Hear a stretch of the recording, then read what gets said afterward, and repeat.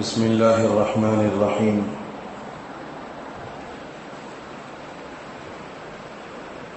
الحمد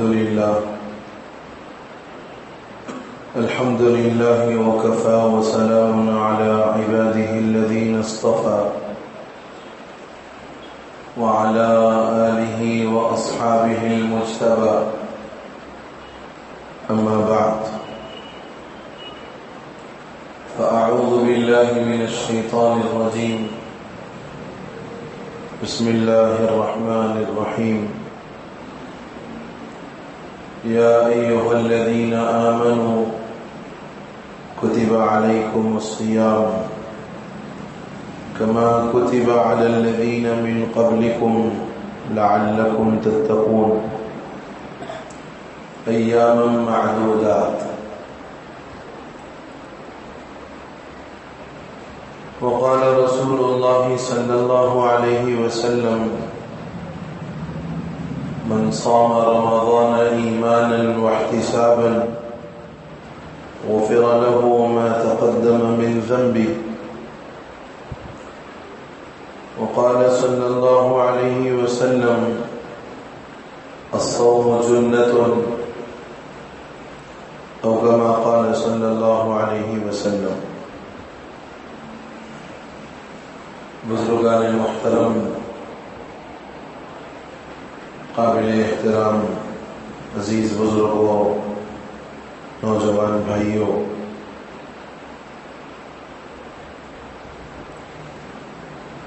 ہم سبھی جانتے ہیں کہ آج کا یہ جمعہ رمضان المبارک کا پہلا جمعہ ہے۔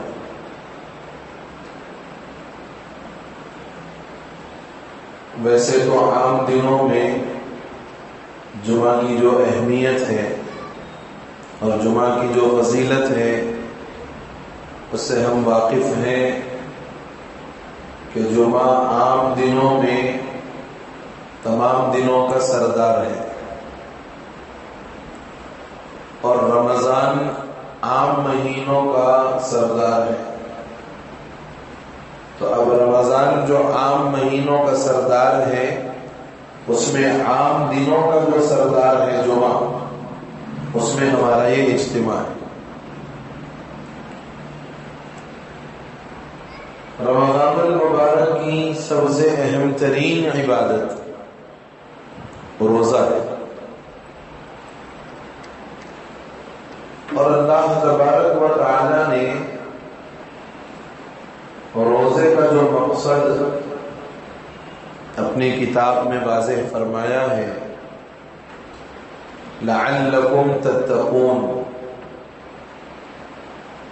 تقوی حاصل کرنا، پرہیزگار بننا، متقی بننا، اوامر کا بجا لانا اور نواہی سے بچنا۔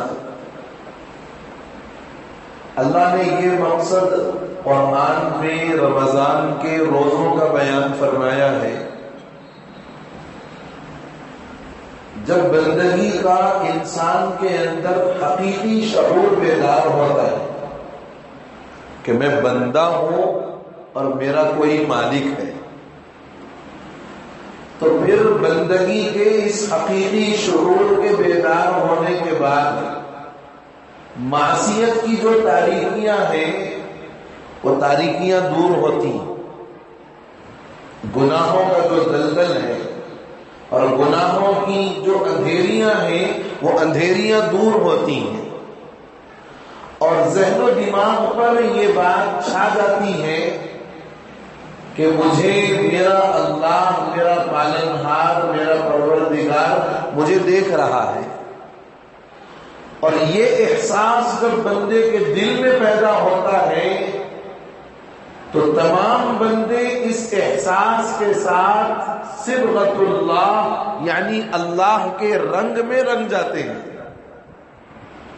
اللہ کے رنگ میں رنگ جاتے ہیں۔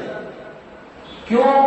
اس لیے کہ ایک طرف بندگی کا حقیقی شعور بیدار ہوا، معصیت کی تاریکیاں، معصیت کے اندھیرے یہ ختم ہوئے، دور ہوئے، اور سارے انسانوں پر اس بات کا گویا احساس پیدا ہوا کہ ہم جس حال میں بھی ہیں ہمارا پروردگار ہمیں دیکھ رہا ہے، ہمارا پالنہار ہماری نگرانی کر رہا ہے، لہذا ہمارے اوپر کوئی دوسرا نگران مسلط ہو یا نہ ہو، کوئی ہمارے اوپر ڈنڈا لیے سوار ہو یا نہ ہو، میرا پالنہار مجھے دیکھ رہا ہے۔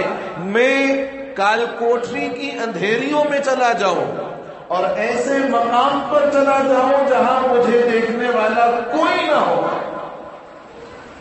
اور وہاں میرے سامنے اپنے روزے کے خلاف کام کرنے والا عمل موجود ہو۔ گرمی کا انتہائی سخت زمانہ، حلق بالکل سوکھ چکا ہے، زبان پر کانٹے چبھ رہے ہیں، ہونٹوں پر پپڑیاں جم رہی ہیں، اور آدمی اپنے حلق کو بھگانا چاہتا ہے، تر کرنا چاہتا ہے، کوئی نہیں دیکھ رہا اس کو، اور وہ بند کمرے میں ہے، ٹھنڈا پانی اس کے سامنے موجود ہے، وہ چاہے تو اپنے حلق کو تر کرنے کے لیے ایک آدھ گھونٹ استعمال کر سکتا ہے، دیکھنے والا کوئی نہیں۔ لیکن ان ساری سہولیات کے باوجود بندے کے ذہن و دماغ پر ہرگز یہ خیال نہیں آتا کہ ایک آدھ گھونٹ استعمال کر کے اپنے گلے کو تر کر لوں، اپنے حلق کو بھگو لوں۔ کیوں؟ اس لیے کہ وہ احساس بندگی بیدار ہو جاتا ہے کہ میں چاہے جس حال میں رہوں میرا اللہ مجھے دیکھ رہا ہے، کوئی نہ دیکھے۔ شام کو پھر افطار کے موقع پر روزے داروں کی سی صورت بنا کر افطار کے دستر پر بیٹھ جاؤ، کسی کو معلوم تو نہیں ہے کہ روزے کے خلاف میں نے کوئی کام کیا ہے، لیکن بندہ ان ساری سہولیات اور ساری آسانیوں کے باوجود محض اس بات سے ڈرتا ہے کہ میرا اللہ مجھے دیکھ رہا ہے۔ یہ ہے حقیقی بندگی کا شعور، یہ ہے بندگی کا وہ احساس جو اللہ اپنے بندوں میں پیدا کروانا چاہتے ہیں۔ کوئی نگران تو نہیں ہے ہمارے اوپر جو 24 گھنٹے ہم پر مسلط ہیں اور وہ ہمارے ایک ایک نقل و حرکت پر نظر رکھ رہا ہے، کوئی نہیں۔ کسی نے آ کر دباؤ تو نہیں ڈالا ہوا ہے کہ تمہیں یہ کام ہرگز نہیں کرنا ہے صبح صادق سے لے کر غروب آفتاب تک، یا پھر اس کام کے کرنے پر حکومتی اعتبار سے کوئی انعام اور معاوضہ تو ملنے والا نہیں ہے۔ پھر کیوں بندہ یہ کام کرتا ہے؟ یہ احساس کیوں اس کے اندر پیدا ہوتا ہے کہ چند گھنٹوں کے واسطے وہ اپنی جائز، حلال، طیب خواہشات سے اپنے آپ کو دور کر لیتا ہے؟ حالانکہ عام دنوں میں اس وقت کھانا پینا کوئی گناہ نہیں، عام دنوں میں اپنی خواہش نفس کی تکمیل کے لیے اپنی بیوی سے صحبت کرنا کوئی گناہ نہیں، ساری چیزیں جائز ہیں، حلال ہیں۔ بلکہ بعض روایات میں ہے کہ اگر بندہ کھانا پینا اس نیت سے کھائے کہ یہ میرے لیے عبادت خداوندی میں معین و مددگار بن جائے، طاقت کا ذریعہ بن جائے، تو یہ کھانا بھی عبادت ہے۔ بلکہ صوفیہ یہاں تک لکھتے ہیں کہ اگر اپنی خواہش کی تکمیل اس نیت سے کر رہا ہے کہ میں حرام سے بچ جاؤں، اپنی شہوانی خواہش کی تکمیل اس نیت سے کرتا ہے کہ میں اپنے مد مقابل کو مطمئن کروں، وہ بھی حرام سے بچ جائے، میں بھی حرام سے بچ جاؤں، تو اس کا صحبت والا عمل بھی ثواب ہے۔ عام دنوں میں تو ان اعمال کے سلسلے میں یہ اقوال اور اس کی یہ حقیقت،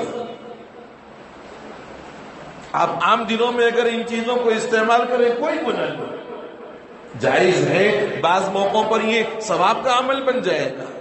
لیکن رمضان کے اندر جو احساس بندگی کا پیدا ہوتا ہے، جو معصیت کی، گناہوں کی تاریکیاں ماحول سے دور ہو جاتی ہیں اور سارے انسانوں پر جو ایک رنگ چڑھ جاتا ہے، صبغت اللہ جس کو آپ کہیں، اسی صبغت اللہ کا نام تقوی ہے،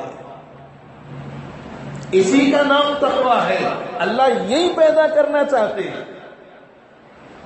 عربی زبان میں تقوی دو معنی میں استعمال ہوتا ہے۔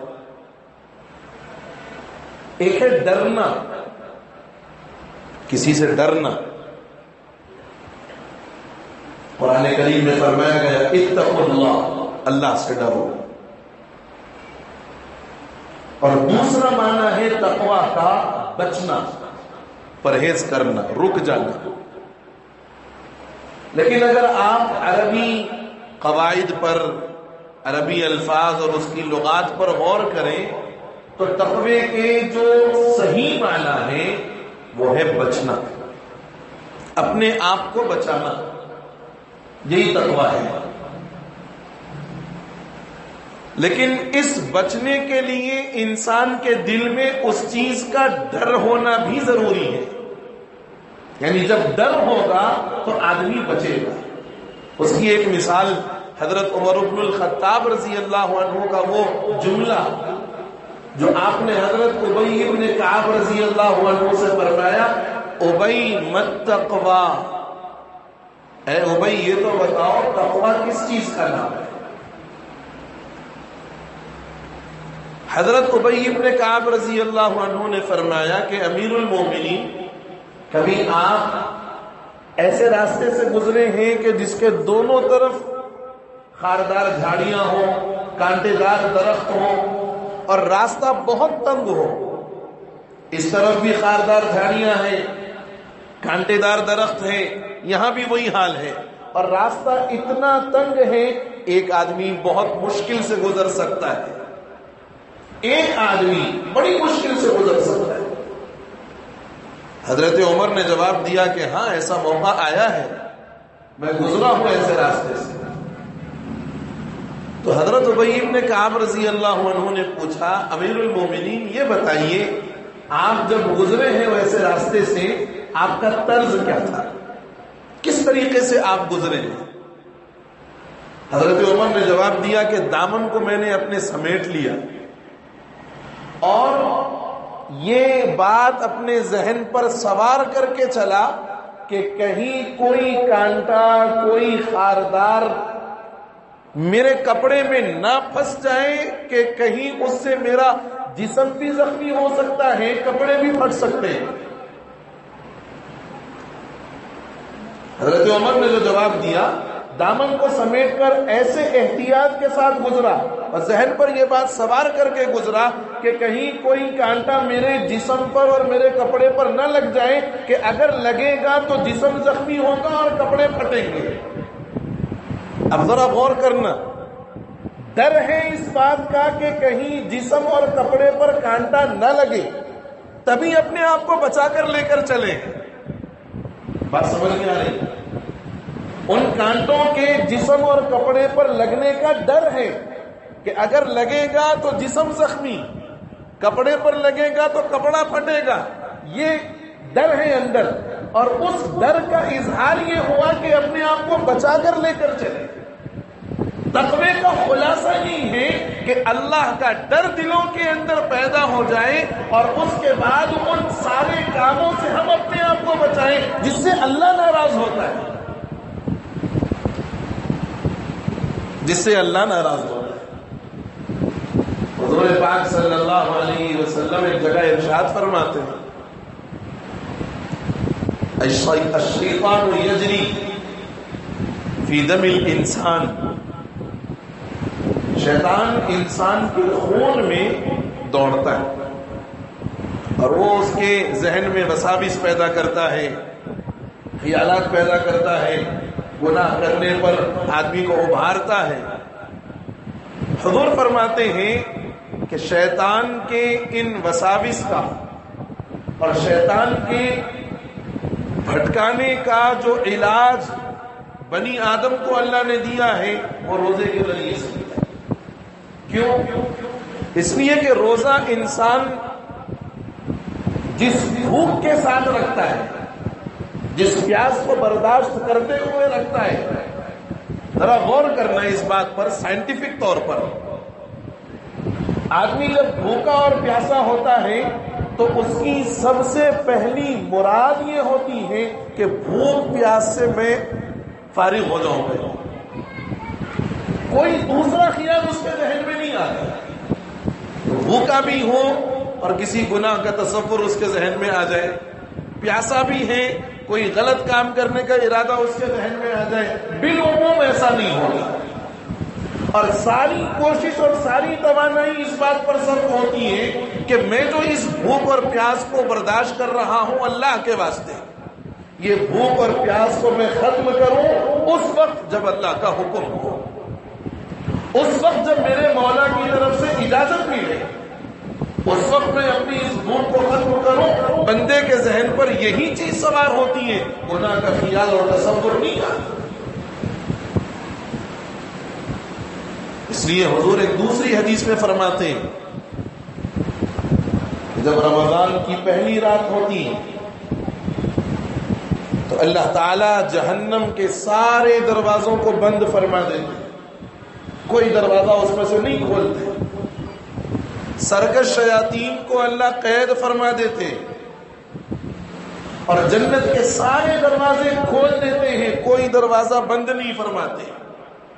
اور پھر اس کے بعد ایک فرشتہ اعلان کرتا ہے آسمان سے اللہ کی طرف سے, یا باغی الخیر اقبل, نیکی کے طلبگار, نیکی کے چاہنے والے آگے بڑھ, آگے بڑھ نیکیوں کے اندر. وَيَا بَاغِيَ الشَّرِّ أَقْصِرْ, اور گناہ کے طلبگار, گناہ کے چاہنے والے رک جا, اب باز آ جا اپنے عمل سے, گناہ مت کر, نیکیوں کی طرف آگے بڑھ.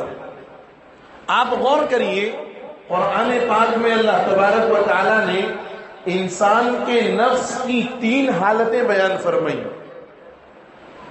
انسان کا جو نفس ہے, آپ اس کو دل کہیں, روح کہیں, جان کہیں, اس نفس کی اللہ تبارک و تعالی نے 3 حالتیں بیان فرمائی اور تینوں کا تذکرہ اللہ نے قرآن میں فرمایا. نفس لوامہ, نفس امارہ, نفس مطمئنہ. انسان کا نفس فطری طور پر انسان کو گناہ کی طرف مائل کرتا ہے. فطری طور پر انسان کا نفس اس کو خود گناہوں کی طرف مائل کرتا ہے. اور بالعموم یہ نفس ان انسانوں کا ہوتا ہے جو دین و شریعت کے احکام پر عمل کرنے میں اپنے لیے ایک گھٹن محسوس کرتے ہیں. ان کو دین و شریعت پر عمل کرنا بڑا دشوار نظر آتا ہے. کافروں کا نفس, عام مومنین میں ان لوگوں کا نفس جو دین و شریعت پر عمل کرنے کو اپنے لیے بہت بڑا دشوار گزار مرحلہ سمجھتے ہیں. یہ حلال اور حرام کا فرق نہیں جانتے, نفع اور نقصان کے فرق کو نہیں سمجھتے.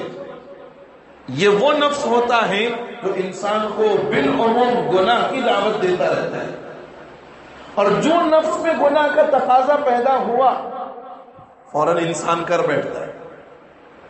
یہ ہے نفس امارہ. دوسری قسم نفس کی اللہ نے بیان فرمائی ہے نفس لوامہ. لوامہ کا مطلب ہے ملامت کرنا, برا بھلا کہنا. وہ نفس ان مومنین کا ہوتا ہے جن کو نیک کام کے کرنے میں مزہ آتا ہے, جن کو نیک کام کے کرنے میں خوشی محسوس ہوتی, جو نیک کام کر کے اللہ کا شکر ادا کرتے ہیں. وہ نفس یہ ہوتا ہے کہ جب نیک کام کرتا ہے تب بھی اپنے آپ کو یہ نہیں باور کرواتا کہ بہت اچھا کام کر لیا, نیک کام کر لیا, متقی بن گیا, پرہیزگار بن گیا. نہیں, اس کے باوجود بھی اس کا نفس یہ کہتا ہے نیک کام تو کیا مگر شاید پورا اخلاص نہیں تھا, اخلاص میں شاید تھوڑی کمی تھی. نماز تو پڑھی لیکن جیسے خشوع اور خضوع سے پڑھنی چاہیے ویسی نہیں پڑھی.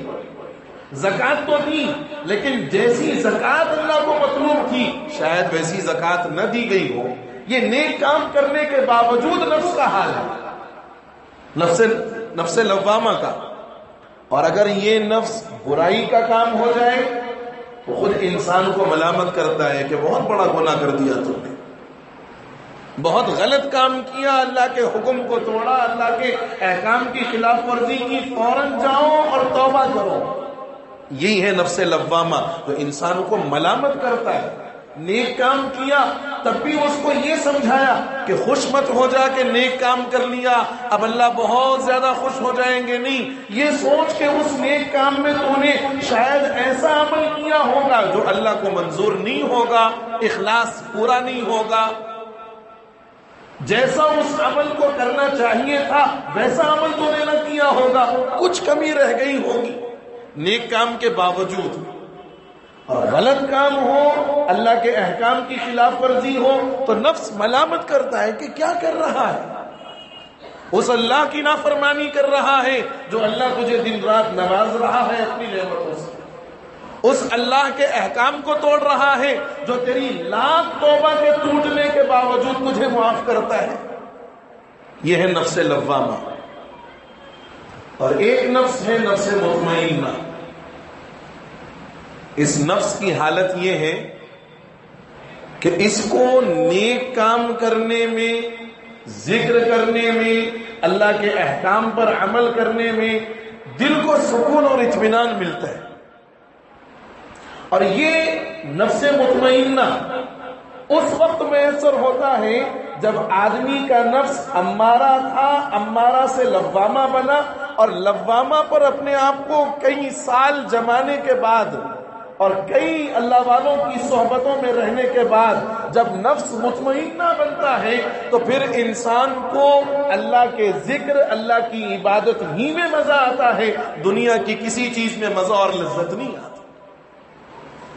میں نے یہ 3 قسمیں بتائیں اس لیے کہ رمضان کا جو مقصود تقوی ہے وہ تقوی کا خلاصہ یہ ہے میرے عزیزوں کہ ہمارا نفس عام دنوں میں جو امارہ تھا، گناہوں کی طرف رغبت کرنے والا، گناہوں کی طرف للچا کر دیکھنے والا، اور کبھی موقع مل جائے تو گناہ کر گزرنے والا، اللہ نے روزے کے ذریعے سے اس نفس امارہ کو ختم کیا اور نفس لوامہ بنایا ہے. اب رمضان آیا تو ہماری طبیعت، کئی ایسے اللہ کے بندے ہیں، کئی ایسے اللہ کے دوست ہیں جو ایک نماز کی جماعت چھوٹنے پر ان کو افسوس ہوتا ہے کہ بھائی رمضان میں جماعت چھوٹ گئی. کئی ایسے ہیں جو نوافل کے ترک کرنے پر بہت زیادہ اپنے آپ کو افسوس کا اظہار کرتے ہیں اپنے آپ پر کہ یار رمضان میں ایک نفل کا ثواب فرض کے برابر تھا، نفل چھوڑ دی میں نے. یہ ہے نفس لوامہ. تو میرے عزیزوں، اللہ نے رمضان کے روزوں کے ذریعے سے ہمارے نفس امارہ کو لوامہ بنایا ہے. اس نفس لوامہ پر اپنے آپ کو جمائے رکھنا اور مستقل اس بات کی کوشش کرنا کہ رمضان کا جو تقوی اللہ نے میری زندگی میں دیا ہے اور رمضان کی برکت سے جو اعمال کی طرف رغبت اور شوق اور ذوق پیدا ہوا ہے، یہ شوق اور ذوق اگر زندگی بھر میں لے کر چلوں گا اور زندگی کے تمام شعبوں میں اس کے مطابق اپنی آپ کو لگائے رکھوں گا تو ہمارا نفس جو اب امارہ لوامہ بنا ہوا ہے وہ مطمئنہ بنے گا، وہ مطمئنہ بنے گا. اور جب یہ نفس مطمئنہ بنتا ہے، جب یہ نفس مطمئنہ بنتا ہے جس کو اللہ کی عبادت اور طاعت میں مزہ آتا ہے، گناہ کی طرف ذہن و خیال نہیں جاتا. یہ کس کے نفوس ہیں؟ یہ انبیاء کے نفوس ہیں، یہ اولیاء کے نفوس ہیں، یہ صحابہ اور تابعین اور بزرگان دین کے نفوس ہیں جن کو صرف اللہ کی اطاعت میں مزہ آتا ہے، جن کو اللہ کے احکام پر عمل کرنے میں خوشی محسوس ہوتی ہے. یہ نفس مطمئنہ جب انسانوں کا بن جائے گا، اور ایسا نہیں ہے کہ یہ نفس خاص ہے انبیاء کے ساتھ، نہیں، یہ نفس ہر مسلمان اپنے اندر پیدا کر سکتا ہے. شرط یہ ہے کہ مجاہدہ کرے، شرط یہ ہے کہ اعمال سے اپنے آپ کو جوڑے رکھے، شرط یہ ہے کہ احکامات خداوندی پر عمل کرنے کو اپنے لیے عزت کا، افتخار کا، سکون کا، راحت کا ذریعہ سمجھے۔ جب یہ نفس مطمئنہ بنے گا تو آپ اندازہ لگائیے گا قرآن کیا کہتا ہے، یا ایتھا النفس المطمئنہ۔ جب فرشتے آتے ہیں روح کھینچنے کے لیے اور دیکھتے ہیں کہ اس انسان کا نفس مطمئنہ ہے، کون سا نفس؟ جس کو طاعات پر مزہ آتا ہے، جس کو اللہ کے احکام پر عمل کرنے سے خوشی ہوتی ہے۔ فرشتے کہتے ہیں اے نفس مطمئنہ، یا ایتھا النفس المطمئنہ ارجعی الی ربک راضیۃ مرضیہ، چل اپنے اس پروردگار کی طرف کہ وہ پروردگار تجھ سے راضی ہوا اور تو اپنے پروردگار سے راضی ہوا، تو اپنے پروردگار سے راضی اور تیرا پروردگار تجھ سے راضی۔ اور جب بارگاہ خداوندی میں یہ نفس مطمئنہ پہنچتا ہے، یہ نفس مطمئنہ پہنچتا ہے تو اللہ فرماتے فادخلی فی عبادی، اے نفس مطمئنہ میرے نیک بندوں میں شامل ہو جاؤ۔ اور کون ہیں اللہ کے نیک بندے؟ انبیاء، شہداء، صلحاء، صدیقین، اولیاء۔ ان نفوس قدسیہ کے ساتھ اللہ تعالیٰ اس نفس مطمئنہ کو داخل فرماتے ہیں اور پھر اس کے بعد فرماتے ہیں فادخلی فی عبادی فادخلی جنتی، میرے نیک بندوں میں داخل ہو گئی، میرے نیک بندوں کا ٹھکانہ جنت ہے، لہذا جس آدمی کا نفس مطمئنہ ہوگا اس کے لیے جنت کی ضمانت اللہ نے قرآن میں بیان کی۔ تو رمضان کا مقصد کیا ہے؟ رمضان کا مقصد ہے ہمارے نفس امارہ کو جو گناہ کی طرف راغب ہوتا ہے، جو گناہ کی طرف کھینچتا ہے، اس نفس امارہ کو نفس لوامہ بنانا ہے، نفس لوامہ بنانا ہے۔ کون سا نفس؟ جو نیکی کے باوجود بھی انسان کو یہ کہہ کر مطمئن نہ کر دے کہ بہت اچھا کام کر دیا، بلکہ اس کے اندر بھی یہ غور کرتا رہے وہ نفس کہ جیسا تو نیکی کرنا چاہیے تھا شاید ویسی نیکی تو نے نہیں کی، جیسا اللہ کو منظور تھا ویسا عمل شاید تم نے نہیں کیا۔ یہ نفس لوامہ ہے، اور یہ نفس لوامہ اگر زندگی کے اعمال کے اندر آ جائے، داخل ہو جائے، اور اس نفس پر آدمی محنت کرتا رہے تو ایک وقت ضرور وہ آتا ہے کہ وہی نفس لوامہ مطمئنہ بنتا ہے، اور جب نفس مطمئنہ بنتا ہے تو اس کی جزا یہ ہوتی ہے اللہ اس سے راضی ہوتا ہے، وہ اللہ سے راضی ہوتا ہے، پھر اللہ اس کو اپنے نیک بندوں میں شامل فرماتا ہے، اور نیک بندوں کا ٹھکانہ جنت ہے۔ گویا اللہ نفس مطمئنہ والے کو دخول جنت کی دنیا میں بشارت عطا فرماتا ہے۔ یہ مقصد ہے رمضان کے روزوں کا۔ آپ اگر غور کرو اور اسلامی عبادات کو تھوڑا سا غائرانہ طور پر یعنی غور سے دیکھو تو ایک بات یہ ضرور سمجھ میں آئے گی کہ اسلامی عبادات میں سے ہر عبادت کا مقصد اس عبادت کرنے والے میں تقویٰ پیدا کرنا ہے، کوئی اور مقصد نہیں، کوئی اور مقصد نہیں۔ قرآن کریم نماز کے بارے میں فرماتا ہے ان الصلاة تنہی عن الفحشاء والمنکر، نماز کیا کرتی ہے؟ کھلی ہوئی بے حیائی کے باتوں سے اور چھپی ہوئی چھوٹی بے حیائی کی باتوں سے روکتی ہے۔ بے حیائی کی باتوں سے یعنی اللہ کی مرضی کے خلاف ہونے والے اعمال سے روکتی ہے، اور انسان کا اللہ کی مرضیات کے خلاف سے رک جانا اسی کا نام تقویٰ ہے، اسی کا نام تقویٰ ہے۔ زکوٰۃ ہم دیتے ہیں، زکوٰۃ دینے والوں کو اللہ نے فرمایا حضور پاک صلی اللہ علیہ وسلم کو مخاطب کرتے ہوئے خذ من اموالہم صدقۃ ای زکاۃ، آپ ان کے مالوں سے زکوٰۃ لیجیے گا، تطہرہم وتزکیہم، کہ یہ زکوٰۃ ان کے باقی مال کو پاک صاف کر دے اور دینے والے کا تزکیہ کر دے، دینے والے کے دل سے مال کی محبت نکل جائے، دینے والا اللہ کے راستے میں دے کر خوش ہو جائے، دینے والا دے کر یہ سمجھے اللہ کا دیا ہوا تھا، اس کے حکم پر اسی کو لوٹا دیا۔ یہ جو تصور آتا ہے اور نفس کا جو تزکیہ ہوتا ہے، اسی تزکیے کا نام تقویٰ ہے۔ ہم روزہ رکھتے ہیں، روزے کا مقصد اللہ فرماتے ہیں لعلکم تتقون، صاف الفاظ میں فرمایا کہ روزے کا مقصد تقویٰ ہے۔ حج ہم کرتے ہیں، حج کے بارے میں کیا فرمایا؟ وَتَزَوَّدُوا، حج پر جانے سے پہلے زادرہ اختیار کر لو، فَإِنَّ خَيْرَ الزَّادِ التَّقْوَىٰ، اور سفر حج کا بہترین زادرہ تقویٰ ہے۔ ہم قربانی کرتے ہیں اللہ کی طرف سے اپنی عاجزی کو اور اپنی انکساری کو اللہ کے حکم کے آگے جانور کو ذبح کر کے یہ کہنا چاہتے ہیں اے اللہ تیرا حکم مقدم ہے، خواہشات جانور کوئی چیز نہیں ہے۔ اللہ نے قربانی کے بارے میں فرمایا لَن يَنَالَ اللَّهَ لُحُومُهَا، قربانیوں کا گوشت اللہ کو نہیں پہنچتا، ولا دماؤها، اس کا خون نہیں پہنچتا، ولکن ینالہ التقویٰ منکم، تم کس ڈر سے اس جانور کو ذبح کر رہے ہو، تم کس خوف سے قربانی ادا کر رہے ہو، وہ تقویٰ تمہارا اللہ کی بارگاہ میں پہنچتا ہے۔ آپ اگر غور کریں تو اسلام کی ہر عبادت کی بنیاد تقوی پر ہے۔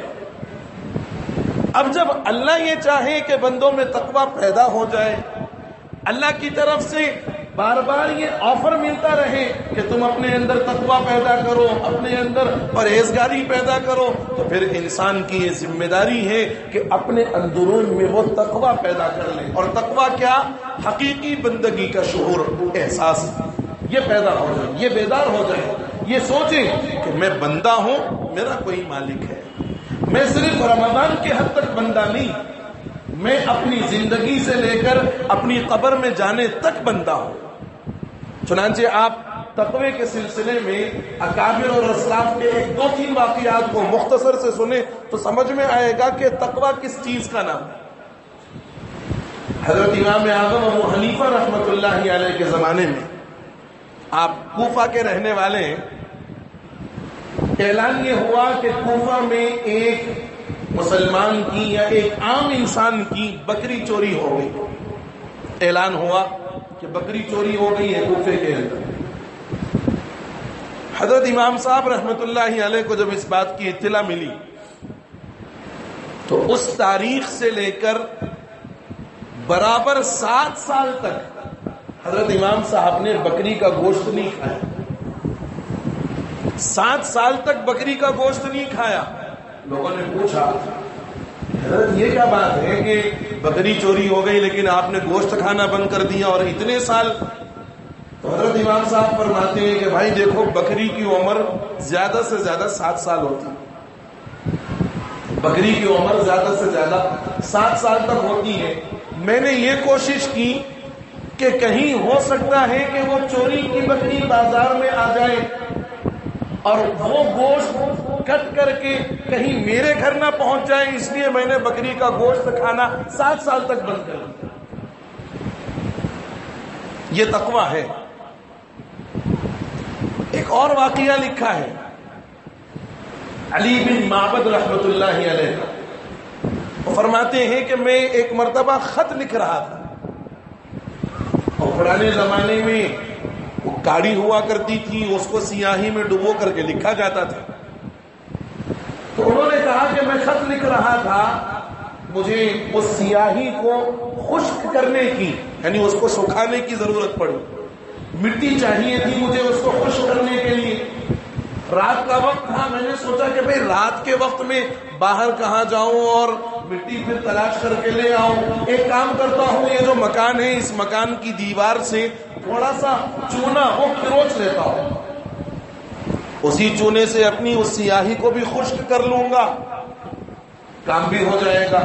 لیکن فوراً انہوں نے کہا کہ دل میں یہ بات پیدا ہوئی کہ یہ مکان میرا اپنا نہیں ہے، میں تو کرایہ دار ہوں، مالک مکان کوئی اور ہے، اس کی اجازت کے بغیر کیسے لوں؟ آپ ذرا دیکھیں ہمارے اکابر کا جو تقویٰ ہے، اس تقوی پر غور کریں۔ مکان میں جس کرائے سے رہتے ہیں اس مکان کے چونے کو صرف تھوڑا سا چونا، وہ بھی سیاہی خشک کرنے کے واسطے، انہوں نے کہا کہ میں کرایہ دار ہوں، مکاندار کی اجازت کے بغیر میں کیسے استعمال کر سکتا ہوں؟ پھر فوراً دوسرے لمحہ یہ خیال آیا کہ تھوڑا سا تو چونا ہے، کوئی جائیداد تھوڑی لے رہا ہوں، کوئی گھر تھوڑی اپنے نام کر رہا ہوں، تھوڑا سا چونا ہے، تھوڑا سا چونا انہوں نے کھروچ لیا۔ رات میں جب سو گئے تو خواب دیکھا کہ ایک بزرگ آئے خواب میں اور انہوں نے کہا کہ اے علی ابن معبد، تم آج یہ سمجھ کر کہ اتنا سا چونا ہے کیا ہوگا، کل میدان قیامت میں اللہ کی بارگاہ میں پہنچو گے تو معلوم ہوگا کہ اس چونے کی کیا حقیقت ہے۔ اللہ اکبر۔ یہ ہمارے اکابر کا، ہمارے اسلاف کا تقوی کا وہ معیار ہے کہ اجازت کے بغیر گھر کا چونا استعمال کرنا انہوں نے گوارا نہیں کیا۔ یہ تقوی نہیں تو اور کیا ہے؟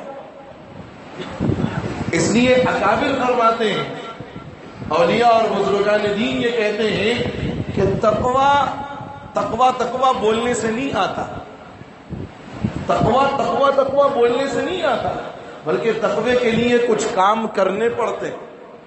سب سے پہلا کام، آپ 5 کام ہیں، اس کو آپ اپنی انگلیوں پر شمار کر لیں، 5 کام ہے صرف۔ فرائض کی پابندی، فرائض کبھی نہ چھوڑیں چاہے جو حال ہو، فرائض کا اہتمام۔ دوسری چیز ہے محرمات اور مشتبہات سے اپنے آپ کو محفوظ رکھنا۔ محرمات حرام چیز ہے جو قطعاً حرام ہے، اور مشتبہات یعنی جس کے حرام ہونے کا شبہ ہے، یعنی اس کے اندر یہ شک ہے کہ ہو سکتا ہے یہ حرام ہے، بچیں اس سے۔ محرمات سے اور مشتبہات سے اپنے آپ کو بچایا جائے۔ تیسری چیز ہے نفس کو ریاضت اور مجاہدے کی عادت ڈالیں، نفس کو ریاضت اور مجاہدے کی عادت ڈالیں۔ نفس تقاضا کرتا ہے کہ بھائی ابھی نیند تھوڑی ہوئی ہے، کچی نیند ہے، چلو فجر ہم بعد میں پڑھ لیں گے، نہیں، نفس کو مجاہدے کی عادت ڈالو اور نفس کو یہ سمجھاؤ کہ نہیں، یہ پہلا مقدم ہے، نماز تو اب ضروری ہے، نیند بعد میں بھی ہو سکتی ہے، نماز اپنے وقت پر ضروری ہے، نیند تو بعد میں بھی ہو سکتی ہے۔ تیسری چیز نفس کو ریاضت اور مجاہدے کا عادی بنانا۔ چوتھی چیز قرآن و سنت کے احکام پر پوری طرح عمل کرنا، قرآن و سنت کے احکام پر پوری طرح عمل کرنا، علماء سے پوچھ کر، جان کر، اور قرآن کی تلاوت کرنا، قرآن کی تلاوت کرنا۔ اور 5ویں چیز ہے اللہ والوں کی صحبت میں کبھی کبھار بیٹھنے کی عادت ڈالنا، اللہ والوں کی صحبت میں بیٹھنے کی کبھی کبھار اپنے آپ کو عادی بنانا، طبیعت کو کہ بھئی اللہ والوں کی خدمت میں پہنچے۔ بعض مرتبہ اللہ والوں کی زبان سے نکلنے والا ایک آدھ جملہ پوری زندگی بدل دیتا ہے، پوری زندگی بدل دیتا ہے۔ تو یہ 5 کام ہیں، فرائض کی ادائیگی، محرمات اور مشتبہات سے اپنے آپ کو بچانا، نفس کو ریاضت اور مجاہدے کا عادی بنانا، قرآن و سنت کے احکام پر پوچھ کر، جان کر عمل کرنا اور قرآن کی تلاوت کرنا، اور 5ویں چیز ہے اللہ والوں کی صحبت میں اپنے آپ کو بٹھانا، بار بار اللہ والوں کی صحبت میں، ان کی خدمت میں جاتے رہنا، اور اللہ والوں کی ناقدری سے بھی بچنا، اللہ والوں کی ناقدری سے بھی بچنا۔ بعض اکابر نے حضرت مولانا حسین احمد مدنی نور اللہ مرقدہ کا ایک واقعہ لکھا ہے، اس کا خلاصہ میں آپ کے سامنے رکھ دوں، صرف پورا واقعہ نہیں سناتا۔ کہا جو آدمی اللہ والوں کی ناقدری کرتا ہے اس انسان پر اللہ تعالی زندگی ہی میں اس کام کا عذاب اور اس کام کا وبال دنیا میں داخل کر دیتے ہیں، دنیا میں دکھاتے ہیں اس کو۔ مولانا حسین احمد مدنی نے بڑا تفصیلی واقعہ لکھا ہے، لیکن اس کا خلاصہ ہی بیان کیا گیا کہ اللہ والوں کی ناقدری اور اللہ والوں کے ساتھ گستاخیوں کا نتیجہ یہ ہوتا ہے کہ اللہ ان گستاخیاں کرنے والوں کو اس گستاخی کا وبال اسی دنیا میں بھی دکھا دیتا ہے۔ اس لیے میرے عزیزوں اور میرے بزرگوں، یہ 5 صفات اپنے اندر پیدا کرنے کی ضرورت ہے، اور یہ 5 صفات ذریعہ بنیں گی ہمارے زندگیوں میں تقویٰ پیدا کرنے کی۔ اور پھر یہ کون سی عقل مندی کی بات ہے کہ ہم رمضان کے چند گھنٹے اللہ کا حکم سمجھ کر، اللہ کی طرف سے گویا روزے کا مقصد سمجھ کر حلال اور طیب چیزوں سے تو رک جائے رمضان کے اندر، اور غیر رمضان میں حرام میں مبتلا ہو جائے، یہ عقل مندی نہیں۔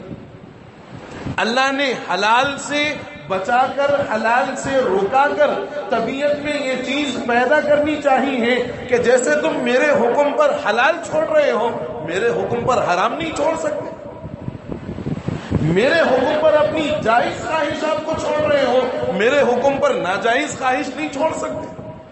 ڈاکٹر کے کہنے پر شکر کم کر دیا جا سکتا ہے، کہ اللہ کے کہنے پر سود ختم نہیں ہو سکتا۔